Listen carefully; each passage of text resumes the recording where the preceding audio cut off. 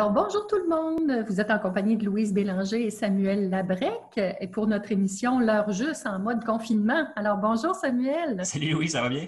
Ça va bien? Ça fait plaisir de te retrouver. Ouais, tu viens chez toi? Ah, très bien, en pantoufles, en mou. Oui! On s'ennuie un peu, hein? On s'ennuie des gens, on s'ennuie des relations humaines. Ouais, ben, je m'ennuie de mes collègues, effectivement. Oui, Ça fait, mais la maison n'a jamais été aussi propre. Puis, oui, jamais bientôt, je aussi vais me bien mettre à... mangé. Ben, c'est ça, je vais me mettre à repasser mes linges à repasser, mes linges à, mes linges à vaisselle, puis mes draps, mes têtes d'oreiller. Je sais plus quoi faire. Mais on se met à jour dans nos lectures, puis Oui. ouais, Moi, je me c'est mets bon. à jour dans mes jeux vidéo, en tout cas. Ouais, puis on fait du classement dans nos photos, puis dans nos vieilles factures. Ça sonne bon, il faut voir le positif. Effectivement. Alors, on a des actualités Oui, dans on cette... a... Il s'est beaucoup passé des de... choses Ben, depuis ça la dernière fois qu'on fait... s'est vu. C'est ça, ça fait plus qu'un mois là, qu'on s'est vus. Donc, on a sûrement plusieurs choses à raconter, entre autres en lien avec la COVID-19, bien sûr. Je crois que tu voulais nous parler d'une belle action que la REC a fait, soit les livraisons de repas en CHSLD. Oui, ben, dans le fond, dès le début de la pandémie, on suivait le dossier de très près. Puis on réalisait qu'il se passait certaines choses, notamment dans les résidences privées pour aînés, où bon, on venait de demander le confinement des personnes de 70 ans et plus et le confinement des personnes qui vivaient en résidence. Puis là, ce qui arrivait, c'est que finalement, des gens qui vivaient en résidence devaient payer pour des frais de livraison de repas. Donc, ils ne pouvaient plus sortir vraiment de leurs unités locatives, ils ne pouvaient plus manger à la cafétéria. Mais il y a certaines résidences qui continuaient à faire payer des livraisons de repas qui pouvaient aller jusqu'à 7 par livraison. Donc, si on mange, mettons, 2 fois par jour, un dîner puis un souper, la facture commençait à monter vite. Donc, on a réagi à ça. On a fait appel à la ministre pour qu'elle réagisse rapidement. Et ce qu'elle a fait, donc, c'est vraiment très apprécié de la part des associations de défense des droits pour aînés. Donc, le 24 mars, on sortait pour dénoncer la situation. Et le 27 mars, on saluait la décision du gouvernement de mettre fin aux frais de livraison de repas dans les résidences.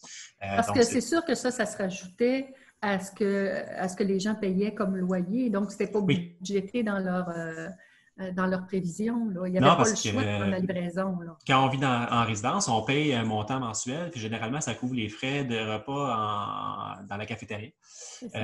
Donc, on paye pour ça, mais les frais de livraison sont comme un luxe en quelque sorte, mais ce qui n'était plus vraiment le cas avec la situation actuelle. C'était plus un luxe, c'était une nécessité. Ouais. Donc, je pense que c'était un bon gain qu'on a eu pour les personnes âgées qui vivent en résidence.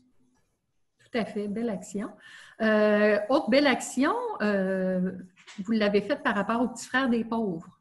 Oui, exactement. Donc, c'est un de nos partenaires depuis un bon moment déjà, les petits frères, dont la mission est essentiellement de briser l'isolement des personnes aînées au Québec. Donc, on a réfléchi à savoir comment on pouvait les aider parce qu'actuellement, surtout avec le confinement, l'isolement des aînés est de plus en plus important, de plus en plus aggravé. Et les petits frères ont beaucoup de fil à retordre en ce moment, donc ils ont des demandes un peu partout dans chaque région du Québec. Donc, la REC a décidé de faire un don de 2000 $ pour les soutenir dans leur mission actuellement. Donc, ils ont l'expertise, eux, pour briser l'isolement. Ils ont fait notamment une chaîne d'appel pour essayer d'atteindre des personnes qui sont susceptibles de souffrir de l'isolement, pour notamment savoir si, bon, on répond à tous leurs besoins, s'ils ont tout ce qu'il faut, s'ils vont bien. La REC aussi en a fait une petite chaîne d'appel auprès de ses membres de 80 ans et plus. On en parle plus tard à l'émission avec Laurier, Laurier Caron. Mais c'est important pour la REC de soutenir les petits frères, qui d'ailleurs vont écrire le prochain dossier du magazine Quoi de neuf pour l'été, qui porte sur l'isolement. Donc, ça fait déjà plusieurs mois qu'on leur a demandé d'écrire ce dossier-là. On ne s'attendait pas à ce que la situation devienne aussi catastrophique. Là. Donc, oui. C'est très d'actualité, l'isolement, en ce Oui, moment. oui, oui, exactement. Puis on est déjà en train de penser à l'après, parce que, bon, il y a des personnes qui étaient isolées même avant la pandémie, puis la pandémie vient exacerber plusieurs problèmes qu'on connaît actuellement. Oui, puis on se demande si on va voir le bout de tout ça, surtout. Oui, oui, oui. OK. Ensuite, vous avez eu une action par rapport aux hausses de loyer en résidence privée pour aînés. Oui, effectivement. Donc, le 3 avril dernier, l'AREC a joint sa voix à la Fédération des centres d'assistance et d'accompagnement aux plaintes, connue aussi sous le FCAAP. Donc, on demandait le report des hausses de loyer dans les résidences privées pour aînés. Parce qu'actuellement, bon, on arrive au moment où on fait les renouvellements de baux dans nos résidences et dans les appartements. Et souvent, bon, ben, les propriétaires des résidences pour aînés vont soumettre une hausse là, par courrier à leurs résidents et ça arrive généralement justement au mois d'avril. C'est des hausses qui peuvent être assez substantielles. Là. Donc, on voyait dans les médias de 125 par mois, par exemple, de hausse. Là. Donc, c'est des hausses qui sont qui font une différence dans un mois. Puis, si ce n'est pas justifié, est-ce que les personnes ont des recours? Bien, justement, les gens, tout le monde a le droit de refuser une hausse et c'est comme une négociation finalement avec le propriétaire. Mais c'est des droits que bon, les gens ne sont pas nécessairement tous au courant. Et d'ailleurs, le gouvernement, l'année dernière, a mandaté justement la FCAAP, les centres d'accompagnement et d'assistance aux plaintes, ont été mandatés pour accompagner les personnes aînées jusqu'à un accompagnement même physique, là, des personnes qui peuvent apporter un support lors de la négociation de baux en résidence. Mais là, le problème actuellement, c'est que les personnes aînées en résidence n'ont pas accès nécessairement à tous les services du FCAP à cause du confinement. Ils n'ont pas le droit de visite, notamment. Donc, on a demandé, justement, on a joint notre voix au FCAP pour avoir un report de la hausse des loyers pour permettre aux personnes d'avoir plein accès à ce qui leur finalement, avoir un accompagnement, c'est oui. ça, finalement, pour les aider là, à évaluer la situation puis de pouvoir prendre des actions si nécessaire. Exactement. Puis, tu sais, faut se mettre aussi dans le contexte. Là, beaucoup de personnes aînées en résidence ont à peu près jamais signé de bail dans leur vie. Il y en a pour qui c'est tout à fait nouveau. Ils ont commencé leur vie, ils ont eu une maison. Puis ensuite, ils sont partis en résidence. Donc, pour certaines personnes, négocier un bail avec un propriétaire, ça peut être un événement assez stressant. On a peur des fois même de représailles. Là, donc, c'est plus qu'un propriétaire. Il offre des services. Là. Moi, mon propriétaire, chez nous, j'ai 33 ans, je ne le vois pas. Là. Donc, mais c'est pas lui qui fait en sorte que je peux manger à la cafétéria, tout ça. Donc, il y a vraiment une situation qui fait que ça peut être stressant pour l'individu d'aller négocier son bail. Bref, ce serait simplement normal d'attendre que les résidents aient pleinement accès à leur, finalement, ce à quoi ils ont droit comme service. Tout à fait. Dans vos démarches, vous avez aussi pensé aux gens qui sont confinés dans les milieux hospitaliers et qui veulent avoir un petit peu de divertissement et qui doivent payer des grosses factures pour les télévisions. Exactement. Bon, ben, on sait tous et toutes qu'un service de télé en hôpital, ça coûte cher. C'est un monopole, souvent. Oui, exactement. Donc, c'est effectivement du privé qui gère la câblo-distribution dans les hôpitaux. Et les hôpitaux, bon, faut en faire avec des contrats là-dessus. Et il y a des redevances, dans le fond, du paiement de la télévision aussi qui vont au centre hospitalier. Donc, c'est un partenariat public-privé en quelque sorte. Et là, ben, ce qui arrive avec la situation actuelle, avec la pandémie, c'est qu'on retrouvait beaucoup de personnes aînées qui étaient hospitalisées à la suite de la COVID. Et justement, il n'y avait plus le droit de visite non plus, donc ils étaient isolés à l'hôpital avec la COVID. Et là, on se demandait, est-ce que de payer à peu près, des fois, c'est 30 $ par jour pour la télévision. Est-ce que ce ne serait pas tout simplement la moindre des choses que de leur offrir la télévision gratuitement le temps de la pandémie?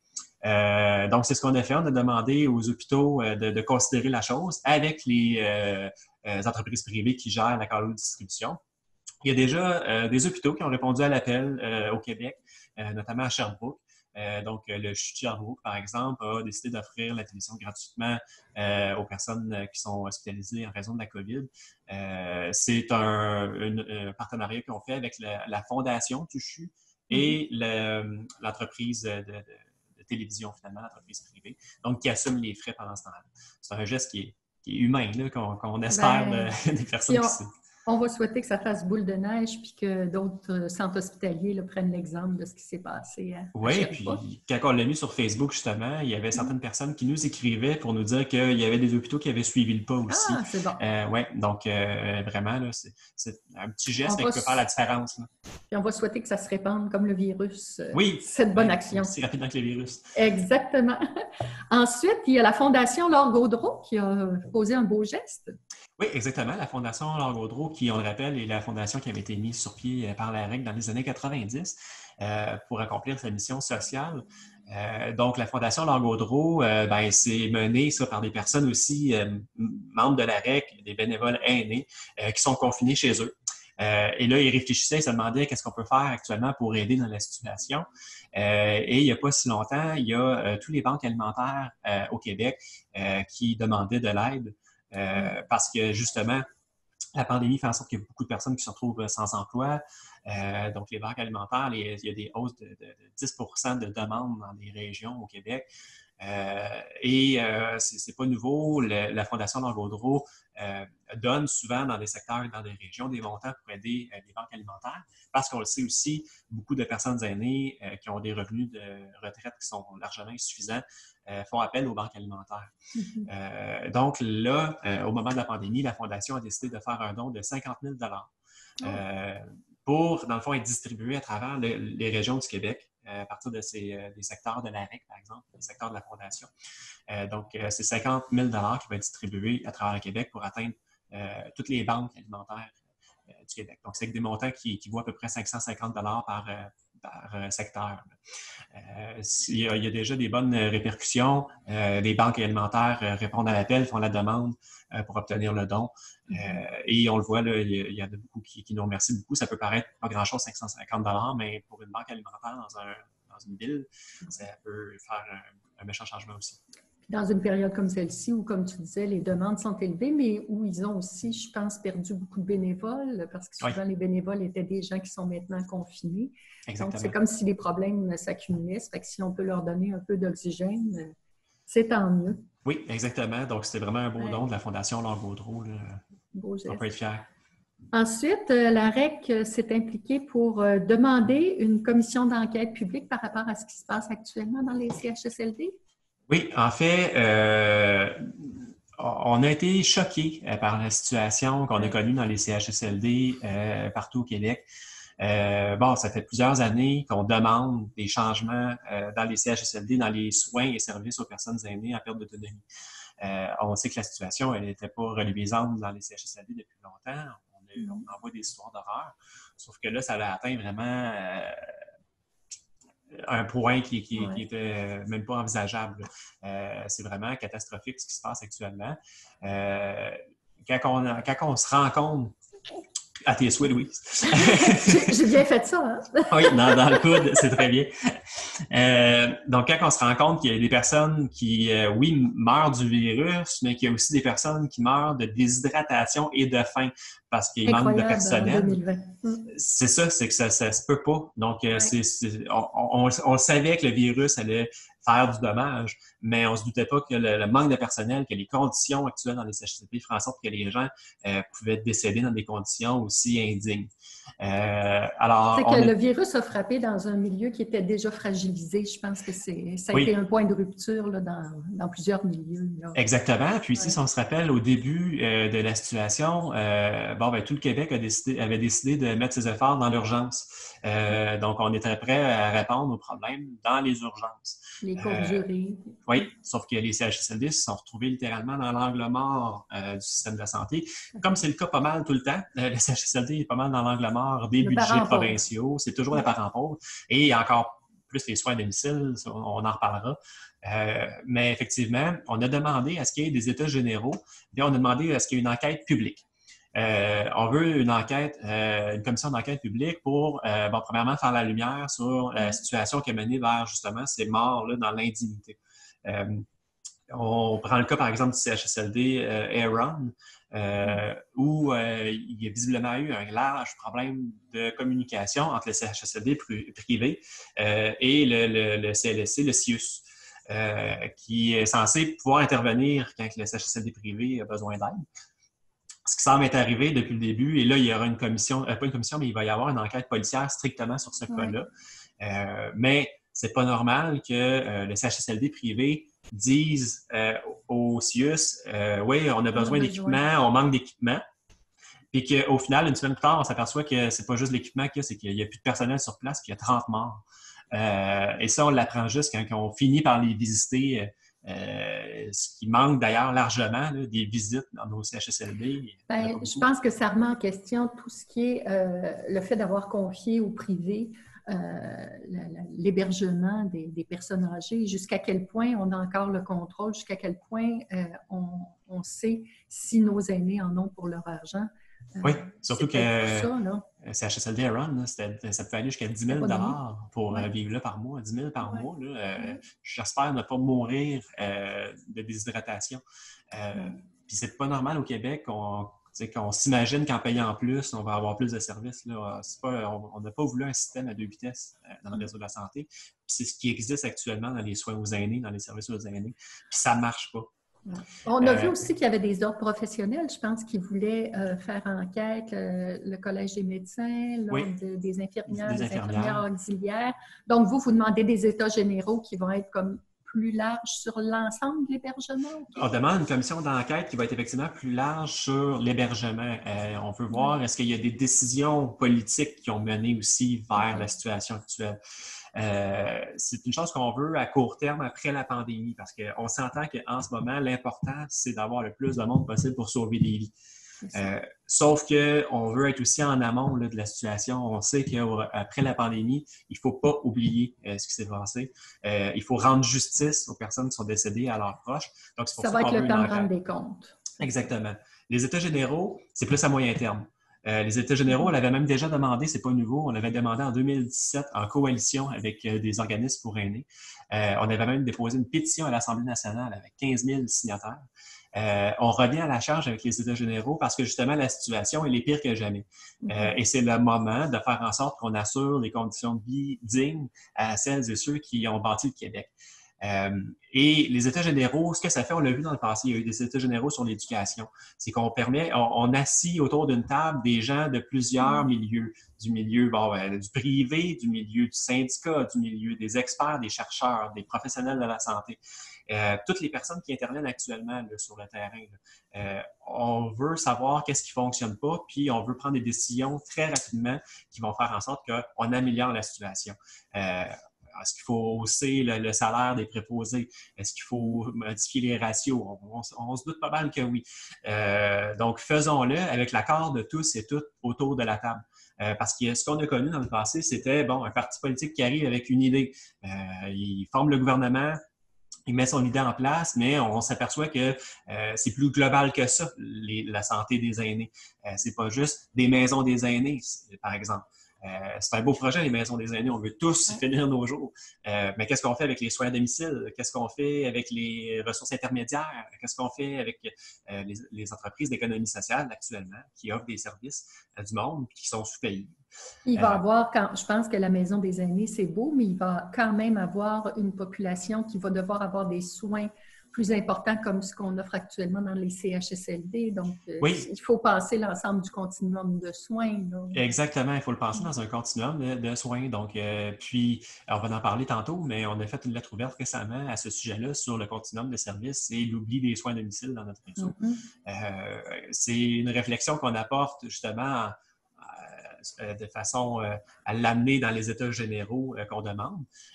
Mais je pense que ça va être le moment. C'est un grand chantier qu'on veut mettre sur place pour qu'on donne vraiment le coup de barre. Là. On va mettre les ressources, le financement nécessaire une fois pour toutes pour éviter cette situation-là. Et là, on a connu une crise due à une pandémie. Il faut apprendre de cette situation-là, cette crise-là, pour éviter que ça se reproduise, parce que des pandémies de la sorte, on n'en a pas connu souvent dans l'humanité récente, dans l'histoire récente. Donc, revoir nos pratiques.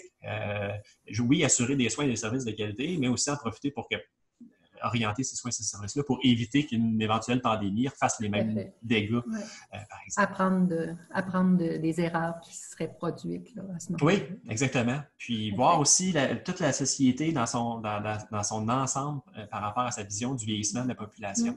Lutter contre l'âgisme, s'assurer d'avoir des municipalités qui sont adaptées aussi aux aînés. Donc, toutes les approches qui ont été faites un peu à la pièce dans le passé, la mettre dans un vrai plan d'ensemble pour en échapper, pour pas en échapper finalement. Très bien. Tu parlais d'une lettre ouverte. On a vu passer une lettre de Mme Lapointe, je crois, dans les médias. Est-ce que tu voulais... Oui. Bien, dans le fond, on a fait deux lettres ouvertes. Une, justement, pour dénoncer la situation du CHSLD Aaron. Donc, ça, c'est il y a quelques semaines déjà. Une lettre ouverte qui a fait beaucoup jaser, justement, et qui questionnait la place du privé non conventionné. Parce que c'est important de le rappeler, il y a du privé conventionné. Il y a du privé non conventionné. Puis c'est intéressant parce que là, la réflexion n'est plus juste chez nous, elle est rendue chez le gouvernement lui-même. On a appris récemment que le gouvernement Legault envisageait un scénario pour, entre parenthèses, là, nationaliser les résidences privées pour aînés. Parce que le problème majeur avec les CHSLD privés non conventionnés, c'est qu'on n'a pas vraiment idée de ce qui se passe dedans. Donc, on n'a comme pas le contrôle de la qualité des services. Donc, mais on finance quand même, puis on envoie des patients là. On subventionne et on loue des places, effectivement.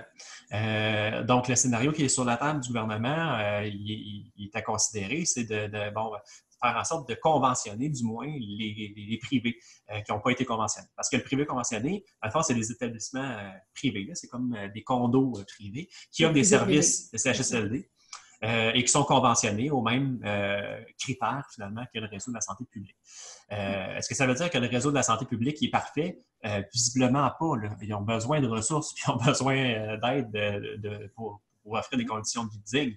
C'est juste qu'il faut retrouver une mainmise du contrôle de la qualité aussi du privé, qu'on risque d'échapper, même si on améliore drastiquement la situation dans le public. Ça ne veut pas dire que ça va s'améliorer dans le privé. C'est ça. L'idée de regarder ça dans l'ensemble. Oui, puis aussi améliorer l'accessibilité aux soins de service. On disait 10 000 $ par mois dans le privé non conventionné. C'est pas évident. Non, exactement. C'est pas accessible pour tout le monde. Et la dernière lettre ouverte qu'on a fait récemment, en fond, c'est une lettre ouverte qui se questionne sur les soins à domicile. Est-ce que ce serait une solution, justement, à la crise qu'on a connue dans les CHSLD depuis les dernières années? Il y a Michel Clerc qui est sorti récemment avec une lettre ouverte aussi. Michel Clerc, qui, on le rappelle, avait fait la commission Clerc en 2000, donc il y a 20 ans. 20 ans déjà. Je pense qu'il a joué au Nintendo 64 à cette époque-là, donc ça te donne une idée. Donc, en 2000, M. Clerc disait que ce serait important d'accroître les services de soins à domicile pour justement régler les problèmes dans les urgences et dans les CHSLD, parce qu'il faut le voir dans un continuum de services. Le problème au Québec, c'est souvent qu'on a tendance à mettre en opposition les CHSLD puis les soins à domicile. Si on dit « Ah, on va investir dans les soins à domicile », les gens se disent « Ouais, mais il y a toujours besoin des CHSLD. » C'est comme « Oui, mais c'est parce que une personne aînée, c'est une personne c'est un humain qui vieillit dans un cours normal. » Chemine, c'est ça. Chemine, exactement. Donc, il faut toujours penser le système de santé dans un continuum. Idéalement, prévention. Donc, s'assurer que les maladies chroniques n'arrivent pas. Parce que le problème ou le défi social qu'on a actuellement, c'est que les personnes vivent plus vieux, en meilleure santé, mais qui développent des problèmes de maladies chroniques. Et notre système de santé n'a pas été développé pour ça. Il a été développé pour, à l'époque, quand les gens avaient besoin d'urgence, qui avaient besoin de régler des situations vraiment urgentes, des chirurgies et tout, c'était hospitalo-centrique. On allait à l'hôpital. Le problème est moins ça, justement, à cause des bienfaits de la science puis des conditions de vie en général. Ça fait qu'on vit plus vieux. Mais on n'a jamais pensé notre système de santé ou repensé notre système de santé en fonction de s'adapter à cette population-là qu'on a actuellement. Si on mise sur la prévention, qu'on évite ou qu'on retarde la perte d'autonomie, parfait. Maintenant, si on a une perte d'autonomie légère et qu'on a des soins à domicile, des services à domicile qui nous permettent de maintenir l'autonomie d'une personne le plus longtemps possible, bien, ça retarde justement l'arrivée en hébergement ou l'hospitalisation. Ça préserve l'autonomie plus longtemps là, quand exactement. on est à la maison, c'est ça. Alors, si on vit la situation ou qu'on analyse la situation au Québec, on a négligé les soins à domicile depuis 30 ans. Ce qui fait en sorte que les gens, finalement, souvent vont rester à domicile, vont développer un problème de maladie chronique. S'ils n'ont pas de soins à domicile, ben ça peut s'aggraver rapidement. Ils vont finir hospitalisés et à la suite de l'hospitalisation, souvent, c'est l'hébergement. Ça, c'est grossièrement là, comment on peut décrire la situation. Ce qui met une pression indue sur les CHSLD, finalement. Si on retarde l'hébergement d'une personne, ben, la pression elle est moins forte sur le CHSLD, ce qui permet au personnel de la santé de passer plus de temps avec les personnes qui, effectivement, ont des profils de perte d'autonomie plus lourds. Et idéalement, ben, essayer de revoir aussi le modèle d'hébergement pour avoir plus de modèles d'hébergement, des maisons Alzheimer, par exemple. Parce que les problèmes qu'on a en CHSLD, c'est que le personnel vient de partout. Là. Il y avait un article récemment qui montrait une infirmière qui avait été formée pour les nouveau-nés, se retrouvait en CHSLD. Ah oui. Là, elle se faisait dire, ben, tu sais, ils vont mourir de toute façon. Puis elle a été formée pour préserver la vie, tu sais. Fait que là, elle est confrontée à ce milieu-là. Et il y a des personnes à l'aile, à l'étage qui souffrent d'Alzheimer, il y a des personnes qui ont des problèmes de cancer. Finalement, c'est dur pour le personnel de suivre la vie. Les approches ne sont pas toujours les mêmes. Non, ça. Exactement. Donc, si on avait du personnel dans des milieux de soins plus différents, on aurait probablement une approche qui serait plus humaine et plus individualisée. Plus adaptée à la personne. Donc, bref, c'est une réflexion qu'on emmène. Est-ce que les soins à domicile ne seraient pas une solution envisagée pour régler la crise en CHSLD? On pense que oui. Sans négliger les CHSLD, il faut absolument développer et accroître les soins à domicile. C'est vraiment plus que nécessaire en ce moment. Très bien. Puis, est-ce qu'on avait d'autres points d'actualité? Ben, peut-être un petit point d'actualité qui est relatif à la semaine dernière, le 24 avril, le 23 avril dernier. L'AREC a tenu son conseil national malgré le confinement. Et comment qu'on a fait ça? Mais à distance, justement, avec la technologie de vidéoconférence. Donc, c'était tout un défi là, parce que le Conseil national, c'est plus que 107 personnes qu'il faut connecter dans une vidéoconférence. Puis la moyenne d'âge, elle est de 75 ans. Donc, je veux pas faire d'âgisme ici, mais on peut s'attendre à certains défis si on dit on va se connecter en visioconférence avec 107 personnes de 75 ans et plus. Mais ça a super bien été. Tout le monde a été vraiment là, excellent à la fine pointe de la technologie. On avait fait une pratique quelques jours avant. Donc, ça nous a permis, comme association, finalement, de faire avancer certains dossiers. Parce qu'un conseil national, selon nos statuts et règlements, c'est une instance qui est importante pour faire avancer des dossiers là, pour mener vers le congrès. Donc, il y avait des votes au cours de ce conseil-là, oui? Oui, il y avait des votes, dans le fond, ce qui permettait justement de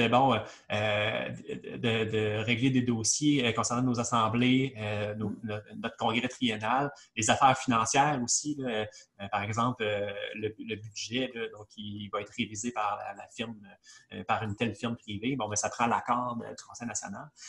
Donc, comment ça fonctionnait? Dans le fond, c'est que les gens pouvaient voter par vidéoconférence. Là, donc, je nommerai pas le nom pour faire la publicité de l'application, mais il y avait un système de petites mains bleues qui permet de cliquer pour faire le vote finalement. Donc, c'était super efficace. On a même fait une mosaïque avec les centaines d'images de petites visioconférences. Donc, non, c'était vraiment intéressant. C'est un bel outil. Ça donne peut-être des idées pour plus tard, pour éviter des déplacements, rejoindre des gens à distance dans les régions. Ça donne des idées, effectivement, sauf que, bon, comme on nous le rappelait, le Conseil national, on en fait 2 fois par année, puis c'est souvent les seuls moments où nos membres ont l'occasion de se réunir ensemble dans un même lieu. L'aspect social. L'aspect social, il n'est vraiment pas à négliger, là, donc ça nous manque tous et toutes, je crois. Donc, oui, de manière ponctuelle, on peut se fier à la technologie pour certaines rencontres, puis nos membres sont de plus en plus bons avec cette technologie-là. Donc, effectivement, pour des rencontres de comité, par exemple, comme on le fait tous, là, en ce moment, les conseillers, on fait plein de réunions, on tient nos réunions de comité national avec la technologie de vidéoconférence. Peut-être qu'on va pouvoir le faire dans le futur. Par exemple, des rencontres qui ont lieu en février en pleine tempête de neige. Là. Exactement. Donc, bon. Pour éviter de s'exposer à des accidents d'auto. Oui, puis du stress, puis des tout risques, ça. C'est ça. Ça peut être une solution. Effectivement. Donc, non, une belle, vraiment un beau défi relevé pour l'AREC. Là. On est bien contents, on est bien fiers. Donc, on a fait un petit communiqué là-dessus, justement. Ben, bravo! Je vois que le temps file, là. Est-ce qu'on Oui. on avait d'autres points ou... Non, on a fait le tour de pas mal toutes les actualités de la RIC depuis le début de la pandémie. Donc, à partir d'aujourd'hui, on peut recommencer nos émissions sur une courbe plus normale, C'est ça. en suivant l'actualité des prochaines semaines. Qui est quand même beaucoup teinté de la COVID, mais Oui. on essaiera de trouver d'autres actualités. Oui, clairement, parce que je pense que les gens sont un peu tannés aussi d'en entendre parler. Mais bon, c'est correct. Alors, on va aller à la pause et après la pause, on va parler d'un sujet qui est peut-être aussi d'actualité, qui est le divorce. Oui. Il y a peut-être des gens qui sont en train de remettre leur couple en question à force d'être confinés avec le conjoint et la conjointe. Le confinement est difficile. Fait que oui, on va parler de ce sujet-là avec une experte en la matière. Madame Caroline Martel, qui est actuaire spécialisée en divorce. Oui, on va voir plusieurs aspects qui touchent le divorce et aussi par rapport justement au régime de retraite. On sait que nos membres ont un REGOP, RPE, tout ça, là, je ne les connais pas toutes. C'est Joanne, ma collègue, qui les connaît toutes. Mais il y a des particularités par rapport à ça. Puis elle est vraiment experte là-dedans, le divorce après la retraite. Parfait. Puis on va avoir aussi ton collègue Laurier Caron qui va venir aussi nous toucher un petit peu. Oui, nous parler de cette petite chaîne d'appel qu'on a fait auprès de nos membres de 85 et plus, qui est tenue par des bénévoles. Donc, il va nous parler un peu de comment ça a été bâti, là, ce petit projet-là. Parfait. Donc, on voit tout ça après la pause. Parfait, à tantôt. Bye. Alors, bon retour à l'heure juste, le spécial COVID à la maison. Donc, on a une invitée spéciale qui va nous parler, comme je le disais tantôt, de divorce, parce qu'effectivement, on est confiné. Ça peut être difficile des fois d'être en couple ou confiné pendant un mois. Donc, ça crée toutes sortes de situations. Mais au-delà de ça, il y a plein de sujets complexes relativement au divorce. Et on a une experte avec nous, Louise, qui va venir nous en parler. Tout à fait. Alors, ça me fait plaisir d'accueillir Mme Caroline Martel, qui est actuaire depuis plus de 30 ans. Bonjour, Mme Martel. Bonjour, Mme Bélanger. Bonjour, M. Labret. Alors, Mme Martel, pouvez-vous nous expliquer un peu c'est quoi le rôle d'un actuaire dans le cadre du divorce? Parce que souvent, on sait qu'il y a des avocats là, qui vont être impliqués, mais quel est votre rôle en cas de divorce? En fait, c'est surtout au niveau des chiffres parce que, évidemment, un litige, que ce soit un divorce ou autre, implique toujours, évidemment, beaucoup de chiffres, un partage de valeurs dans le cas du divorce. Donc, on fait toutes sortes de calculs. Par exemple, on calcule, il y a des régimes de retraite qui ne calculent pas la valeur partageable. Donc, on le fait. On fait beaucoup de projections de revenus, de calculs de pension alimentaire, de somme globale. Donc, c'est au niveau des calculs surtout qu'on intervient. En fait, c'est pour s'assurer qu'au moment de la séparation ou du divorce, qu'il y ait une équité entre qui va recevoir quoi. Donc, de façon globale, c'est quoi les choses qu'on doit partager au moment d'un divorce? En fait, c'est le patrimoine familial pour commencer. Depuis 1989, les gens mariés sont soumis au partage du patrimoine familial, sauf exception. Il y a des gens qui avaient renoncé en 89, mais tous les gens mariés qui n'ont pas renoncé en ce moment, qui sont mariés, doivent partager le patrimoine familial. C'est la première partie du partage, c'est le patrimoine, on ne s'en sort pas. C'est quoi ça, un patrimoine familial? Le patrimoine familial, c'est une série d'actifs qui servent essentiellement à la famille. Donc, on parle de la maison, évidemment, le chalet, le condo en Floride, les régimes de retraite, les REER et les voitures. Donc, tout ce qui sert à la famille, c'est partageable, ça s'appelle le patrimoine familial. OK. Puis ça, est-ce que c'est la même chose qu'on soit marié ou qu'on ne soit pas marié? Les gens qui sont conjoints de fait, est-ce que c'est la même chose au moment du partage? Non, les conjoints de fait, malheureusement, il n'y a pas encore de loi qui est passée. Il y a eu un gros procès, là, Lola et Eric, qui est les conjoints de fait n'ont rien à partager, n'ont pas de patrimoine. Donc, ce qui est au nom de monsieur reste au nom de monsieur, ce qui est au nom de madame reste au nom de madame. Contrairement aux gens mariés qui sont obligés de partager le patrimoine s'ils n'ont pas renoncé. Donc, les conjoints de fait n'ont aucun actif à partager à moins qu'il y ait quelque chose aux deux noms. Okay, si je suis marié puis que j'ai plein d'objets de collection de Star Wars puis que je me divorce, je comprends que je ne suis pas obligé de partager toutes mes figurines. Oui, il y a des exceptions, c'est ça. Il y a des exceptions. Les voitures de collection qui ne servent pas à la famille, par exemple, les bijoux, les toiles, des toiles, par exemple, qui ne servirait pas à la famille, là, des toiles, c'est plus difficile, mais des collections comme ça. Mon violon, moi, je joue du violon, puis j'ai un très beau violon. Je ne serais pas obligée. Personne, il y a juste vous qui jouez, c'est à vous le violon. Mais règle générale, tout ce qui est meuble dans la maison, tout ce qui sert à la famille est partageable. OK. Puis au moment des calculs, j'imagine, vous, votre spécialité, ça doit être quand ça devient complexe, comme, je ne sais pas moi, deux retraités qui seraient un du REGOP puis l'autre du RRPA qui était gestionnaire. Il y en a un qui a une plus grosse pension que l'autre. Quel est votre rôle à ce moment-là? À ce moment-là, c'est d'optimiser le partage parce que, évidemment, c'est certain que si on a deux personnes qui ont un régime de retraite, on va essayer de ne pas faire deux transferts parce que le partage du régime de retraite, ce n'est pas de partager la rente mensuelle que les gens reçoivent, c'est de partager la valeur globale. Donc, si les deux personnes reçoivent 50 000 par année, par exemple, deux professeurs qui ont 50 000 par année, évidemment, intuitivement, ils vont demander à ne pas partager leur régime de retraite parce qu'ils savent qu'ils reçoivent la même rente, donc ça ne donne rien. Et c'est la valeur globale qui est partageable. Donc, la première étape, il faut demander à la CARA, par exemple, Retraite Québec, de calculer la valeur accumulée pendant le mariage, parce que ça se peut qu'ils reçoivent chacun 50 000, mais il y en a un qui avait 5 ans de service avant le mariage. Là, il faut partager juste les années du mariage. Ça, c'est une des subtilités. Là, les années avant le mariage ne sont pas incluses, mais c'est une valeur globale. Donc, si on dit que le régime de madame vaut 1 million, le régime de monsieur vaut 800 000 pendant le mariage, on va essayer de faire juste la différence. Donc, madame a 200 000 de plus, elle va transférer 100 000 à monsieur. Et c'est vraiment un transfert d'un montant forfaitaire qui d'argent qui s'en va dans un CRI, c'est un REER immobilisé. Mais on peut régler avec d'autres actifs aussi. On essaie toujours de ne pas toucher le plus possible au régime de retraite parce que c'est garanti. C'est une rente qui va être payable malgré les fluctuations boursières, comme on le voit en ce moment.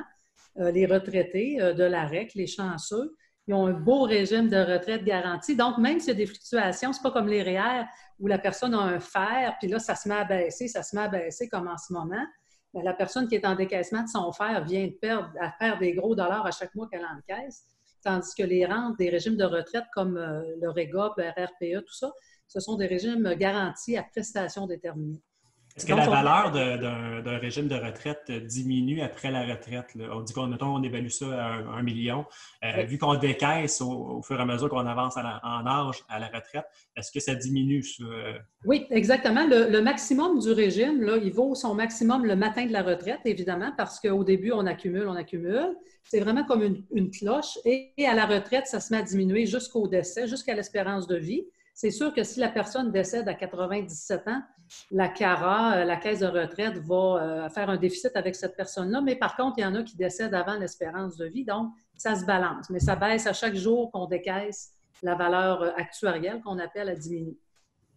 Puis, quand vient le temps de faire un partage comme ça du patrimoine, alors qu'il y en a juste un des deux qui travaillait, admettons un qui est retraité du REGOP et que l'autre avait peut-être une compagnie où on a la maison. Comment va se faire le partage à ce moment-là? C'est certain qu'on essaie toujours d'éviter de multiples transferts parce que souvent, il y a soit de l'impôt à payer ou des frais, des pénalités, l'hypothèque, tout ça. Donc, on essaie de faire des compensations entre les biens. C'est certain que si madame a, par exemple, un gros REGOP qui vaut 800 000 et que monsieur a des REER pour 800 000, bien, les deux sont bruts. Il faut regarder l'impact fiscal. C'est bien important de comparer des pommes avec des pommes. Donc, tout ce qui est REER et fonds de pension, c'est brut.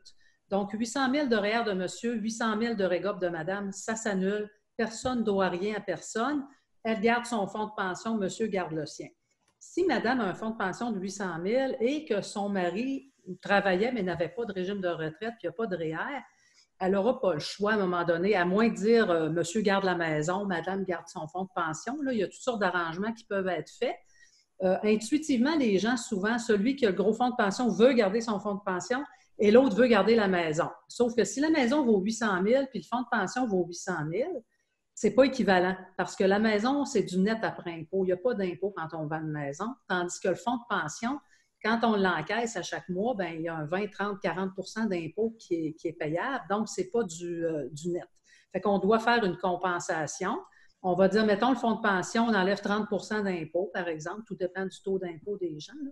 On va dire, le fonds de pension vaut peut-être 500 000 $, et là, peut-être qu'on a une maison de 500 000 $, là, ça s'équivaut. Mais la maison de 800 puis le fonds de pension de 800, il faut faire un ajustement fiscal et c'est souvent là qu'on intervient pour optimiser le partage. Vous disiez, quand on vend une maison, il n'y a pas d'impôt. Est-ce que c'est la même chose pour les résidences secondaires, comme les chalets, tout Non, ça? c'est compliqué, c'est ça, parce que le chalet, par exemple, ou le duplex, parce que les gens, j'ai oublié de dire tantôt, quand les gens, il y a un régime matrimonial aussi qui est relié au mariage. Les gens sont mariés soit en séparation de biens ou en société d'acquêt. Au Québec, c'est à peu près les deux régimes là, qu'on a qui sont populaires. Société d'acquêt, c'est ça, communauté de biens qu'on appelait? Oui, dans le temps, ça ressemble à la communauté de biens, c'est que là, ça vient englober d'autres séries d'actifs qui ne sont pas dans le patrimoine. Donc, les gens en séparation de biens, il y a juste le patrimoine qui est partageable. Quand ils sont en société d'acquêt, vient s'ajouter tous les autres biens quasiment, les CELI, l'argent comptant, la compagnie de monsieur, le duplex, le triplex. Donc, ça fait beaucoup de choses à partager. Et pour répondre à la question, bien, tout ce qui est immeuble, il y a un gain en capital, sauf la maison, là, il y a un gain en capital imposable. Donc, le chalet qui vaut 500 000, qui a un gros gain en capital, il y a peut-être un 50 ou 100 000 d'impôts à payer à la vente. Donc, il faut en tenir compte. Le duplex, avec les duplex, on a des gains en capital et on a en plus de l'amortissement, de la récupération d'amortissement. Des fois, les gens ont 300 000 000 d'impôts quand ils vendent leur duplex parce qu'ils ont pris beaucoup, beaucoup, beaucoup de valeur. Donc, il faut calculer l'impôt, c'est important. Fait que quand on fait des équivalences entre les biens, il faut tenir compte de l'impôt pour comparer des pommes avec des pommes. Sinon, c'est monsieur, par exemple, que le duplex est à son nom, puis finalement, il donne la moitié d'1 million à madame. Il se ramasse un an plus tard, il vend cet actif-là, puis il y a 300 000 d'impôts à payer. Il va y rester 200 000 dans ses poches alors qu'il a donné 500 000 à madame. Fait que c'est important de comparer tout sur une même base fiscale. Okay. Est-ce que c'est fréquent, ça, les divorces après la retraite? C'est une question que je me pose. Nous, on n'a que ça. Moi, j'ai une pratique de gens de 50 à 75 ans. J'en ai encore un couple cette semaine, là, quasiment 80 ans, qui se divorcent. Des fois, on ne comprend pas, on se dit, il me semble qu'il aurait pu, mais c'est une question de principe. Là. Mais oui, il y a beaucoup, beaucoup de gens qui se séparent. À la retraite, il y a vraiment un phénomène qu'on vit en ce moment de confinement. Là, je ne sais pas pour vous. Mais le confinement amène quelque chose de... Comme un retraité qui arrive à la retraite, il a toujours travaillé, il se voit le soir une couple d'heures, la fin de semaine, ils font leurs affaires. Ils se voient peut-être 10 heures, 15 heures par semaine. Là, arrive la retraite, les gens sont ensemble 24 heures sur 24. Alors, comme on dit, ça passe ou ça casse. Et il y a beaucoup, beaucoup de gens retraités qui se séparent après 1 an ou 2 de retraite. Puis c'est triste parce que c'est la quintessence là, de la fin du travail, la retraite. On se dit ça va être tellement agréable, ça n'a pas de bon sens. Des fois, ils sont déçus, mais bon, puis, on est là pour les aider. Puis aussi dans la façon dont les deux préparent leur retraite. Oui. Chacun prépare un peu sa retraite à sa façon, puis on n'a pas les mêmes choses en tête. Fait que personne veut voyager, l'autre veut faire son jardin. Ça prend des centres d'intérêt communs, c'est certain, puis on ne s'attend pas à ça. Les gens nous disent on ne s'attendait jamais à ça, on s'entendait bien, puis là, dès qu'on a pris la retraite, ça a déboulé, comme on dit. C'est dommage, oui. Parce que c'est là que les actifs valent le plus cher. Puis d'un couple qui ont un beau revenu, ils ont chacun, mettons, 50 000 de rente, plus la rigidité des rentes, pension de vieillesse. Ils ont 100 quelques mille de revenus par année. Ils feraient une belle vie. Puis là, ils se ramassent quasiment 2 à moitié pauvres parce que là, ils ont 2 maisons payées ou 2 condos, 2 épiceries, 2 comptes de... Donc, c'est difficile. On fait beaucoup de projections de revenus pour essayer de déterminer là, le revenu de chacun après impôt parce que ça les inquiète beaucoup. Ils veulent savoir qu'est-ce qu'ils vont pouvoir dépenser à chaque mois, quel genre de condo ils peuvent se repayer. Puis c'est inquiétant parce qu'effectivement, on s'appauvrit énormément en divorçant, c'est sûr. C'est votre constat. Il ne faut pas oublier la non-indexation de la rente du REGOP, par exemple. Parce que c'est ça, le REGOP, il y a trois portions. Là. Il y a une portion qui n'est pas du tout indexée, qui est indexée l'excédent de 3 d'inflation, ce qui n'arrive jamais. Et la portion avant 82 est totalement indexée, sauf qu'il n'y a plus beaucoup de gens qui ont du service avant 82. Plus on avance, plus c'est le service qui est la moitié de l'inflation ou zéro. Donc, ça fait une rente qui est indexée des fois à 1,5 de 1 ou un quart d'1 c'est presque rien. Donc, ils perdent beaucoup de pouvoir d'achat. Et quand ils se séparent, bien là, le monsieur qui avait 50 000 de rente annuelle, les deux ne se ramasseront pas avec 25 000 chacun par année après le partage parce que les femmes vivent beaucoup plus longtemps. Donc, si ça vaut 1 million puis ils ont chacun 500 000, bien, madame n'aura pas... Madame a absolument 4-5 ans de moins que son mari et les femmes vivent 4-5 ans de plus que les hommes. Donc, elle a 7 à 10 ans à peu près à faire avec la même enveloppe budgétaire. Fait qu'on va arriver en bout de partage avec un monsieur qui a peut-être 23 000 par année parce que lui, il devait des intérêts à madame depuis qu'ils sont séparés. Et une madame qui a une espérance de vie plus longue, fait qu'elle va peut-être avoir 19 000 par année, puis monsieur 23. Donc, il y a une grosse perte au niveau du partage. Fait que les gens s'appauvrissent pas juste de moitié, de plus que la moitié. Donc, c'est pas évident. Il faut bien comprendre. Souvent, les avocats, ils nous envoient les clients parce qu'ils disent, écoutez, nous autres, on ne peut pas vous faire des projections, là, puis les gens le veulent parce qu'ils sont très, très insécures. Puis souvent, c'est plate à dire, mais souvent, c'est monsieur qui gérait les cordons de la bourse, puis madame se retrouve très démunie. Elle n'a aucune idée, les comptes d'électricité, c'est tout lui qui payait ça. Donc, ça les insécurise énormément. Puis des fois, c'est là que ça bloque parce qu'il y en a un des deux qui ne comprend pas bien les enjeux financiers puis qui est nerveux. Donc, c'est important de les sécuriser. Surtout à la retraite, et surtout si madame n'a pas travaillé, elle n'a pas rien, elle reçoit un petit montant, mais elle n'est pas certaine qu'elle va en avoir jusqu'à la fin de ses jours. Donc, la période de confinement, si vous dites qu'à la retraite, il y a eu beaucoup de cas de... C'est un moment charnière. On peut penser qu'avec le confinement, quand on va déconfiner, vous allez avoir une hausse de demande. C'est ce qu'ils disent, oui, dans les statistiques en Corée du Sud, entre autres, là, sont plus avancés que nous là, dans la pandémie, puis ils ont dit qu'il y avait une éclosion de divorces, un peu comme pendant le verglas, mais là, c'est un gros confinement qu'on a. Là, ça va être des 2-3 mois au moins, peut-être plus. Donc, puis vos conseils, justement, pour les gens qui sont plus capables d'endurer leur conjoint puis qui commencent à penser, là, bon, c'est peut-être que leur conjointe, oui, tout à fait, et qui se mettent à penser, bien, peut-être que le divorce serait une option. Y a-t-il des situations ou des pièges ou à quoi il faut penser avant d'en venir là, d'un point de vue financier? C'est certain que, premièrement, il y a le divorce et la séparation légale qui est possible au Québec. Donc, les gens peuvent se séparer sans aller en divorce. Ce que ça implique souvent, c'est qu'on peut garder les assurances médicales, par exemple. Si on n'est pas divorcé, il y a beaucoup de régimes collectifs qui permettent de conserver madame dans l'assurance médicale. Puis en vieillissant, des fois, les gens ils ont des médicaments qui coûtent très cher. Et en divorçant, la conjointe ou le conjoint perd cet avantage-là. Donc, on peut aller en séparation légale. Et comme à l'ACARA, par exemple, au lieu de partager le régime de retraite, quand les gens sont en séparation légale, sont encore mariés légalement, alors que divorcés ne sont plus mariés légalement, on peut ne pas partager le régime de retraite et monsieur peut verser une pension alimentaire à madame de la moitié de sa rente.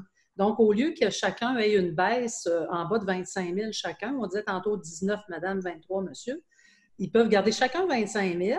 Monsieur le paye à madame en pension alimentaire, il n'y a pas de perte dans le couple. Et quand monsieur décède, madame a la rente de survivant parce qu'il y a une rente au survivant à la CARA.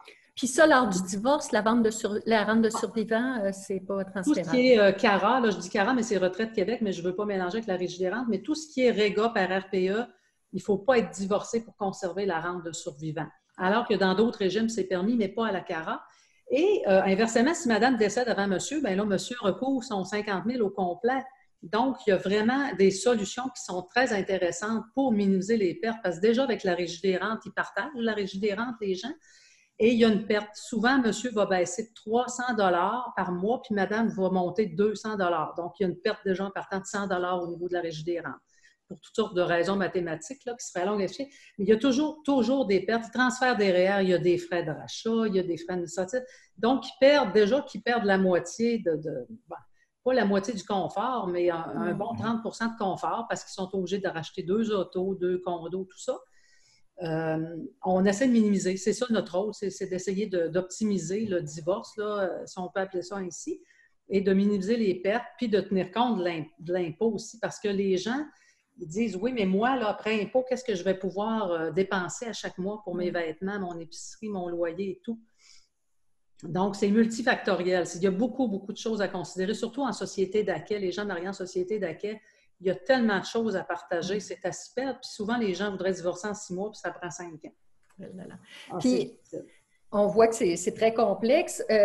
Récemment, avec la COVID-19, il y a eu certaines mesures qui ont été mises de l'avant qui touchent, entre autres, je pense, c'est le décaissement des fers? Oui, des fers, parce qu'à 72 ans, il faut transformer notre REER en fer. Donc, il y a un minimum à chaque année à sortir qui commence à 5 % à peu près, là, puis qui monte au fil des années. Il a été abaissé cette année, donc les gens doivent en sortir un petit peu moins.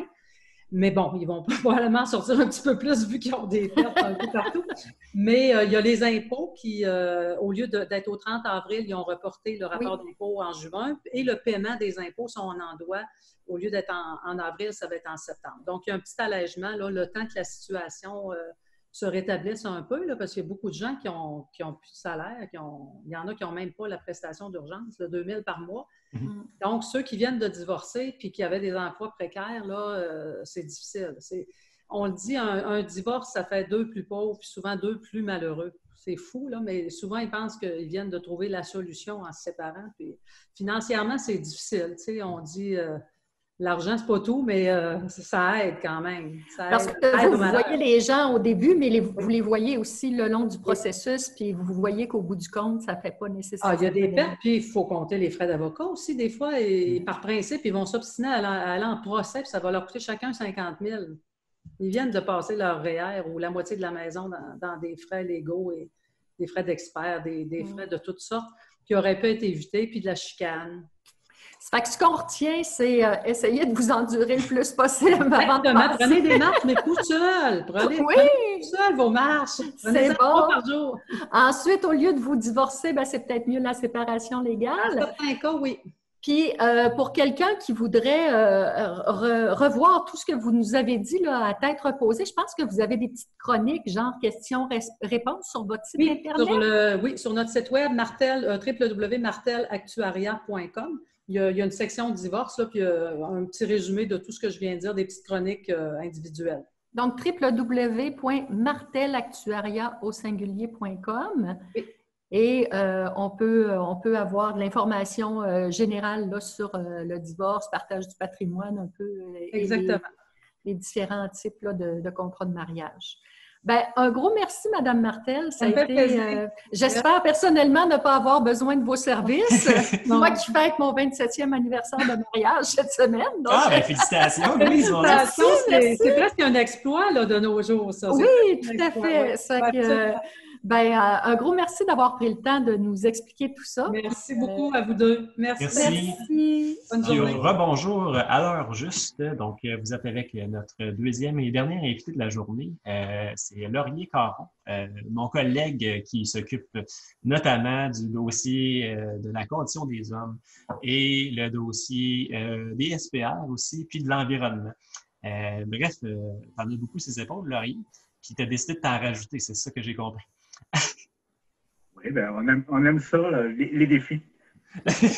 Donc, depuis un certain moment, l'ARIC a cessé ses activités en raison de la pandémie. Puis quand je dis ses activités, c'est pas juste le national, c'est aussi toutes les activités qu'il y avait prévues dans les régions, dans les secteurs. Puis il y en avait pas mal là, au printemps. D'habitude, c'est assez effervescent à l'ARIC partout au Québec. Aux assemblées générales jusqu'aux sorties d'un cabine à sucre, jusqu'au voyage. D'habitude, c'est très en mouvement. Et là, les gens sont confinés à la maison et il y a beaucoup de nos membres qui sont susceptibles de souffrir de cet isolement-là. Ça fait déjà presque plus d'1 mois que la commande du gouvernement est sur la table. Et Laurier avait eu une bonne idée avec d'autres personnes de l'AREC de mettre sur pied un petit projet spécial pour venir en aide à certains de nos membres. Tu peux-tu nous en dire plus, Laurier? En fait, on cherchait un moyen pour briser l'isolement de nos membres, particulièrement ceux qui sont en CHSLD ou en résidence, qui ne pouvaient pas avoir de visite et qui ne pouvaient pas sortir. Donc, on a réfléchi à ça. On a pensé à différents moyens, des courriels, Facebook ou autre, mais ce n'est pas tout le monde qui est équipé. Fait qu'on s'est dit, on va y aller au plus simple. Des appels. Téléphone. Ça marche encore. Fait qu'on a organisé dans ce qu'on a proposé à nos secteurs. On a près de 90 secteurs là, un peu partout dans la province, dans les différentes régions. C'est de téléphoner aux gens de 80 ans et plus, qu'ils vivent en CHSLD, en résidence pour personnes âgées ou à domicile. Parce que les jeunes qui ont 80 ans et plus, qui sont à domicile, sont aussi isolés pas mal. Fait que on a remis à nos secteurs des listes avec les gens de 80 ans et plus, en leur disant que si jamais ils voulaient élargir à 75 ans et plus, ce serait possible de le faire, mais dans une deuxième étape. Okay. Fait que ça s'est mis en branle il y a de ça à peu près il y a une dizaine de jours. Puis, ce qu'on a comme information, c'est que ça marche. Les gens ont fait des contacts. Dans certains cas, les gens ont dit « Ah, c'est sympathique, ça va bien, vous n'êtes pas obligé de nous rappeler. » Mais dans beaucoup de cas, les gens ont dit « Oui, oui, on apprécie vraiment. Puis, j'anime pas pour nous rappeler. Ça va nous faire plaisir d'échanger avec vous. » Oui, parce que j'ai même... Entre membres de la REC. Ce qui est le fun avec le projet, c'est que c'est d'un membre de la REC à un autre membre de la REC plus âgé. Puis souvent, les gens aussi ont des contacts dans les régions, dans les secteurs. Les gens connaissent les gens. On a déjà rencontré ces mêmes personnes-là dans des rencontres antérieurement. Donc, dans la mesure du possible, les gens contactaient des personnes qu'elles connaissaient. Donc, c'est une reprise de contact, parfois avec des gens avec qui on n'a pas parlé depuis un bon bout de temps. Des fois, à la REC, c'est même des gens qui ont travaillé ensemble ou même plusieurs viennent du milieu d'éducation. Il y en a même qui ont enseigné à certains des membres, donc des membres qui ont enseigné à d'autres membres. Donc, il doit y en avoir qui appellent les anciens profs en ce moment. C'est ça. Puis, dans le plupart des cas, les gens se sont distribués des appels à faire. Là. Nous, on leur suggérait d'en faire 5 ou plus 10, là, pour pas que ce soit trop lourd non plus, parce qu'on voulait que les appels se fassent sur une base régulière à chaque semaine. Puis on ne voulait pas que ce soit trop lourd. Mais il y a un monsieur qui a fait 107 appels lui-même. Ben voyons. Oh mon Dieu. Lui, il a dit, moi, là, faut vraiment... Ça répondait à un besoin pour lui, peut-être? Je pense qu'il avait vraiment besoin. C'est ça, c'est les deux côtés, briser l'isolement. Donc, ça permet d'appeler des gens aussi. Exactement, de prendre des nouvelles, de donner... d'échanger, tout ça. Je pense que ça a été assez positif, en tout cas. Puis là, ça se poursuit. Cette semaine, on veut envoyer un message pour leur demander de nous donner davantage de nouvelles, comment ça se vit. Parce qu'on sait que ça marche. C'est pas tous les secteurs qui l'ont fait, mais c'est une majorité qui l'ont fait. Puis, je pense que c'est apprécié. Parce que, effectivement, vous aviez fait un petit guide, hein, je crois, pour aider nos bénévoles. Oui, on avait fait un guide assez simple. Là, comment faire les appels, là, cacher son numéro de téléphone pour pas que les gens rappellent à tout bout de champ. Puis leur soulever quelques questions, une approche aussi là, pour que les gens ne soient pas méfiants, parce qu'actuellement, un des problèmes qu'il y a, puis ça a été dénoncé, c'est qu'il y a des gens qui se font appeler ou qui reçoivent des courriels frauduleux. Fait que les gens sont méfiants avec raison. Donc, on voulait vraiment les rassurer là, pour que tout se passe bien. Là. Et est-ce que vos bénévoles qui appelaient... Puis leur dire aussi que si jamais ils constataient des situations plus précaires, plus difficiles, de pouvoir, on leur a fourni une liste d'organismes à contacter. En référence. Que ce soit les organismes qui s'occupent des abus, ou que ce soit les organismes au niveau de la santé, tout ça, on leur a fourni 6 ou 7 organismes à contacter au besoin. Non, mais c'est génial, ça. Merci. C'est un très beau projet, ça. À ce jour, on ne peut pas dire qu'il y a eu des problématiques soulevées là, qui nous ont été, dont on a été informés. Là. On ne peut pas dire là, que ça a soulevé des lièvres. Là, bon, fait que ça va bien aller. En tout cas, ça serait le fun d'être tenu au courant. Oui, on veut faire un bilan. On va leur laisser encore quelques semaines. Puis on va leur transmettre un petit sondage, un genre survey monkey, là. Pour on répond pour nous dire comment ça a fonctionné. Puis là aussi, il y a une possibilité de collaboration aussi avec les petits frères, l'organisme des petits frères, qui font ce genre de choses. Déjà dans toutes les régions du Québec. Donc, pour peut-être des fois des situations plus complexes ou qui demandent plus de suivi, il y aura peut-être une collaboration avec les petits frères. Donc, c'est en train de se concrétiser. Là. On se parle cette semaine là-dessus. Excellent. Ben, on va te réinviter, Laurie, pour en parler. J'aimerais ça vous parler d'un autre truc sur lequel on travaille actuellement. Tu as 30 secondes, Laurie. Comme Samuel le disait, on a-t-il du temps? 30 secondes. 30 secondes. Oui, on a du temps. Si on a du temps. Comme Samuel le disait, on a dû annuler beaucoup d'activités, dont nos sessions de préparation à la retraite. Puis là, il nous est venu l'idée d'organiser une session de préparation à la retraite sur un mode virtuel. Donc, à partir de cette semaine, à raison d'une fois par semaine, pendant 5 semaines, on va tenir une session de préparation à la retraite avec des gens d'un peu partout Puis on va être en Zoom conférence, là, comme on fait présentement. Puis les gens vont avoir accès à de l'information importante avant de prendre leur retraite. Fait qu'on est en train de mettre ça en place. Là. On commence cette semaine, mercredi soir. Bon, les futurs retraités ne seront pas abandonnés malgré le confinement. Absolument. Bon. Ben, merci beaucoup, Laurier. Ben, au plaisir, ça me fait plaisir. À bientôt. Portez-vous bien. À bientôt. Toi aussi. Bye bye. Plaisir de se revoir. Bye. Ben, c'est ce qui conclut notre émission. Alors, merci à nos invités. Merci à toi, Samuel. Puis, on va se revoir dans 2 semaines. Oui, en espérant avoir une situation là, super positive à parler à nos membres. C'est ça, qu'il y ait des choses plus agréables, puis qu'on commence à parler peut-être de déconfinement. Alors, Oui. ben, c'est un rendez-vous. Puis à tous et à toutes, et à toi-même, Samuel, ben, prenez soin de vous. Puis bon courage, on ne lâche pas, ça va bien aller. Oui, merci beaucoup. Bon confinement. À la prochaine. Merci. Bye.